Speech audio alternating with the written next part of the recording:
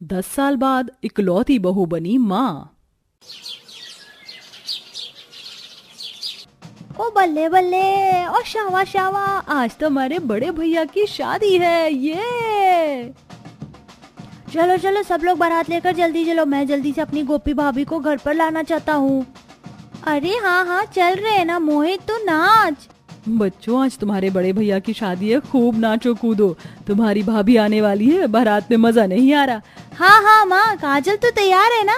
हाँ दी है। छोटे छोटे भाइयों के बड़े भैया आज बनेंगे किसी के सैया, ढोल बजे बजे शहनाइया, झूम कर आई मंगल घड़िया। सभी नाचने लगते हैं और छोटा सा मोहित भी अपने भाई की शादी में खूब नाचता है। जब मेरे भाई बहन सब मुझसे इतना प्यार करते हैं तो अपनी भाभी से कितने प्यार करेंगे। बस सब अच्छा हो। और फिर नाचते गाते बारात शादी के मंडप तक पहुंच जाती है, जहां धूमधाम से शौर्य की शादी गोपी से हो जाती है। और घर में छोटे छोटे नंद देवर उसका बहुत अच्छे से गृह प्रवेश करते हैं, उस पर फूल बरसाते हैं। भाभी भाभी गोपी भाभी, आप मुझे जानती है, मैं आपका सबसे छोटा प्यारा देवर मोहित। हाँ मोहित, मैं तुम्हें अच्छे से जानती हूँ, तुम तो इस घर के लाडले हो और अब से मेरे भी लाडले हो। ये सुनते ही गोपी अपने छोटे देवर को गले लगा लेती है। अरे अरे भाभी, आपने अपने देवर को तो गले लगा लिया पर दोनों नंदों को भूल गई। अरे ऐसे कैसे भूल जाओ, मैं तुम दोनों को। आओ राधा, काजल। बड़ी बहू के आते ही कैसे हमारे बच्चों पर प्यार छिड़क रही है। इसे अपने घर की लक्ष्मी बनाना हमारे लिए बहुत अच्छा साबित हुआ। देखना, ये हमारे घर को जोड़ कर रखेगी। हाँ बिल्कुल ठीक कहते हो बहू, चलो अब घर में आ जाओ, ये तीनों बंदर तो तुमसे ऐसे ही लिपटे चिपके रहेंगे। गृह प्रवेश हो जाता है और अब धीरे धीरे गोपी अपने ससुराल की जिम्मेदारी अच्छे से संभालती है और अपने छोटे छोटे नंद देवर को बच्चों की तरह प्यार कर उनका ख्याल रखती है। दोनों हाथ में नाश्ता लिए गोपी आती हैं और अपने हाथ से तीनों नंद और देवर को बिठाकर खिलाती हैं। चलो चलो जल्दी जल्दी मेरे हाथ से खाना खाओ, फिर मैं तुम्हारे लिए और आलू के पराठे लेकर आऊंगी, और हाँ शाम को मैगी बनाकर खिलाऊंगी। सच्ची भाभी, ये मैं तो मैगी खाऊंगा। भाभी आप सच में ना बहुत अच्छा खाना बनाती है, बिल्कुल माँ की तरह, और ख्याल भी आप ऐसा ही रखती हैं। हाँ भाभी, अब से हम तीनों आपको भाभी माँ कहेंगे। सच में तुम हमें अपनी भाभी माँ कहना चाहते हो? शौर्य, तुमने सुना ना? हाँ, मैंने सब कुछ सुना और मुझे बहुत अच्छा लगा कि मेरे भाई बहनों ने तुम्हें भाभी माँ का दर्जा दिया। वक्त गुजरता है, गोपी तीनों देवर नंद को अपने बच्चों की तरह रखती है, उन्हें प्यार करती है। और फिर सरला एक हादसे में जीने से नीचे गिर जाती है, जिस वजह से अब वो बिस्तर पर पड़ी रहती है। सास के बीमार होने पर गोपी बच्चों पर अपना ममता का सागर उड़ेल कर उनका बहुत ख्याल रखती है, बहुत प्यार करती है। देखते ही देखते 10 साल बीत जाते हैं और तीनों बच्चे बड़े हो जाते हैं। भाभी, भाभी माँ, मुझे कॉलेज के लिए लेट हो रहा है, टिफिन दीजिए ना। भाभी, मेरा सूट प्रेस नहीं हुआ और मुझे प्रेस करना नहीं आ रहा, मेरी हेल्प करो ना। और भाभी, मुझे बहुत भूख लग रही है, आपने मेरा फेवरेट पास्ता बनाया या नहीं बनाया? ओफो, तुम भी ना। ये रहा राधा तुम्हारा टिफिन और तुम्हारा सूट मैंने पहले ही प्रेस कर दिया। काजल देखो कमरे में रखा, और मोहित ये लो तुम्हारा पास्ता। तुम बच्चे भी ना, मैं बचपन की तरह तुझे आज भी अपने हाथ से खाना खिलाती हूँ। भाभी माँ नेकी और पूछ पूछ। अरे देख रही है सरला, तेरी तबीयत बिगड़ने के बाद गोपी ने किस तरह तीनों बच्चों को अपना बनाकर पाल लिया है। सच बताऊं तो उसने तेरी कमी पूरी करी है। हाँ, ये आपने बिल्कुल ठीक कहा, लेकिन उसने मेरे बच्चे भी तो छीन लिए। अब मैं बुलाती हूँ तो तीनों बच्चे उससे ही चिपके रहते हैं, भाभी माँ करते रहते हैं। तुम गलत समझ रही हो सरला, तुम्हारी जगह अपनी है, उसकी जगह अपनी है, किसी बात की चिंता मत कर। रात का समय, माँ, मैं, गोपी और मेरे तीनों भाई बहन हम सब बाहर जा रहे हैं आइसक्रीम खाने, और फिर बाजार का भी सामान लाना है, तो हम जाएं? हाँ जाओ। फिर पांचों जने बाहर जाकर आइसक्रीम खा रहे होते हैं तो 2 रिश्तेदार मिल जाते हैं। अरे शौर्य, गोपी बहू और बच्चे सही हैं, आइसक्रीम खाने निकले हो क्या आज? हाँ काकी, आज थोड़ा टाइम था तो सोचा सबको बाहर ले चलूं। वैसे मानना पड़ेगा गोपी, 10 साल से तू बांझ है, पर फिर भी तूने अपने देवर और नंद से बच्चों का प्यार ढूंढ ही लिया। जब देखो तब उन्हें कभी आइसक्रीम खिलाएगी, कभी उनका छोटा मोटा काम करके उनसे भाभी माँ करवाती रहेगी। तूने बेचारी अपनी सास के बच्चे भी छीन लिए और बांझ रहकर किसी को भी इस घर के चिराग की खुशी नहीं दी।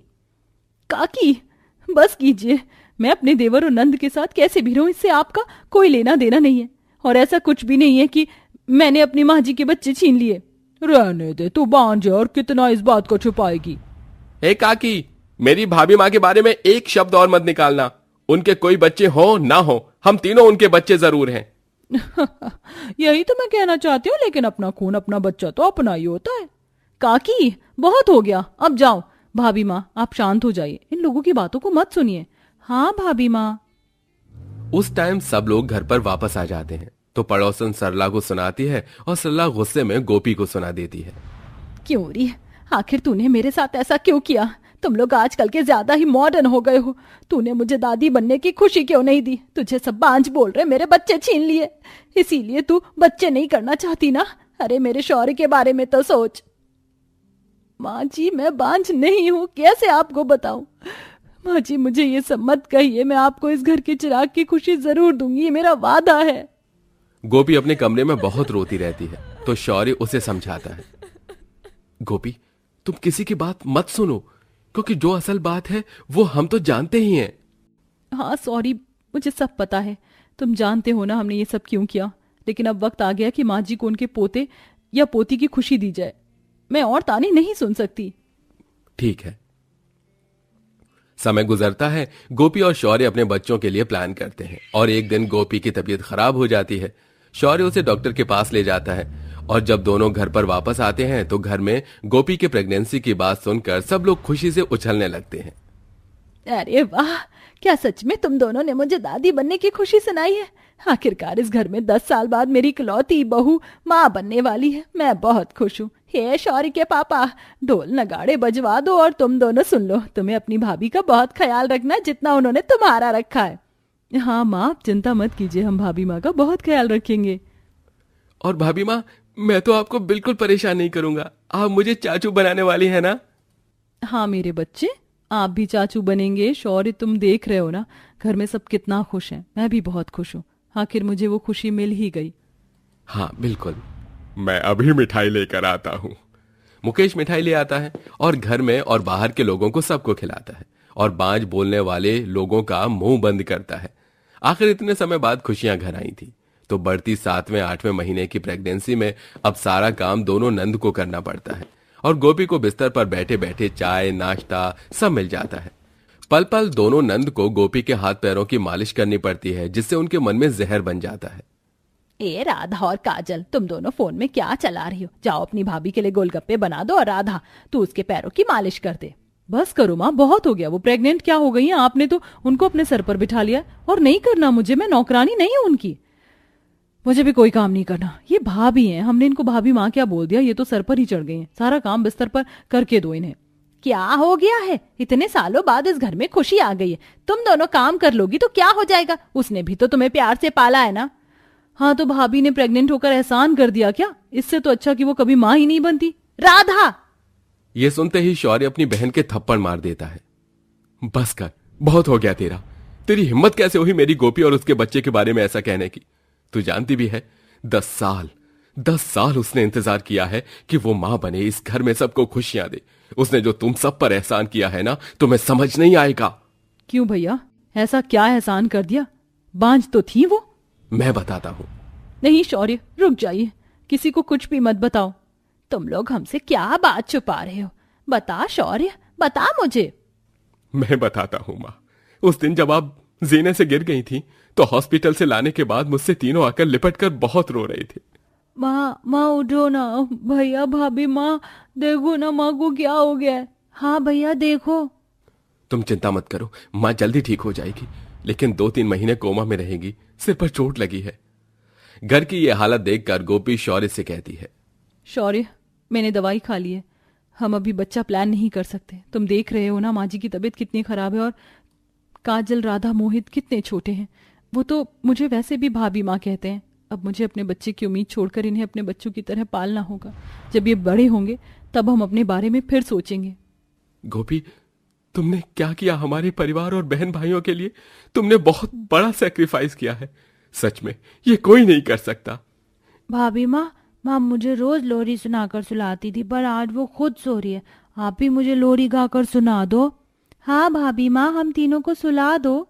हाँ, तुम तीनों यहाँ मेरी गोद में आओ।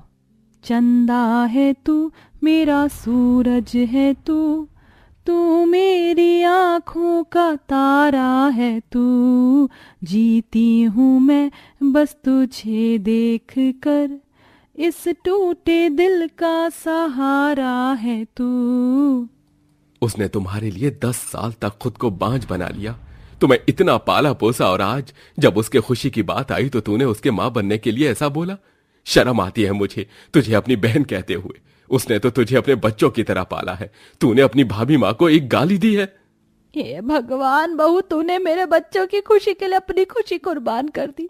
ऐसा तो भगवान भी नहीं करते। कैसी देवी है रे तू, मैं तो तुझसे नजर ही नहीं मिला पा रही।